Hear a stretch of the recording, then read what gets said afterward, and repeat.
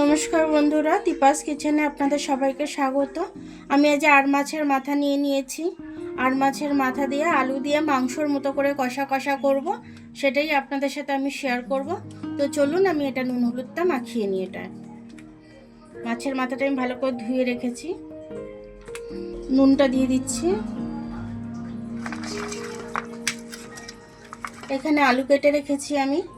মাছের মাথাটা দিয়ে আর মাছের মাথাটা দিয়ে মাংসর মতো করে কষা কষা করব।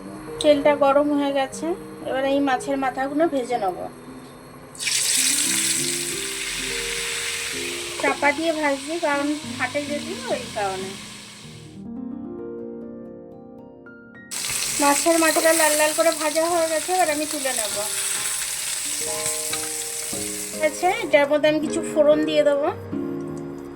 লবঙ্গ ফোড়নে দিলাম, ডালচিনি দিয়ে দিলাম, 3টে এলাচের মুখ ফাটিয়ে দিয়ে দিলাম, একটু জিরে ফোড়নে দিয়ে দিলাম।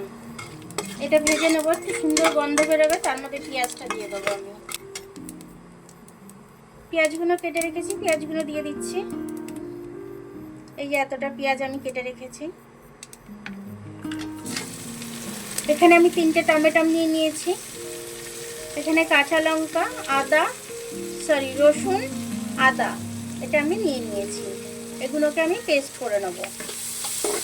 পেঁয়াজটা একটু ভেজে নেবো আমি। নুনটা একটু দিয়ে দেবো। আলুটা আমি লাল লাল করে ভেজে রেখেছি। পেঁয়াজটা আমি নরম করে ভাজতে দিয়েছিলাম, ভাজা হয়ে গেছে। এবার এটার মধ্যে আমি মশলাটা দিয়ে দেবো।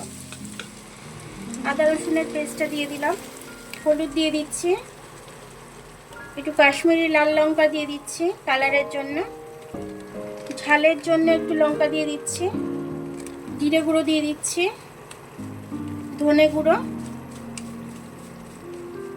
এবার মশলাটা আমি ভালো করে কষে নেব।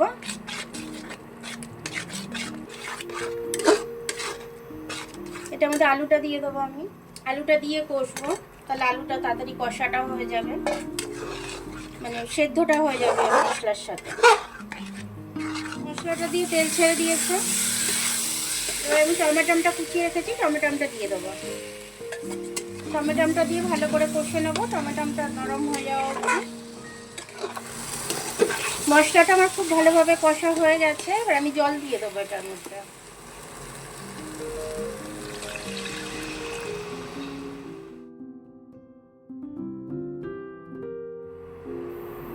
একটু নুন দিয়ে দিলাম। এবার মাছের মাথাগুলো দিয়ে দেবো আমি।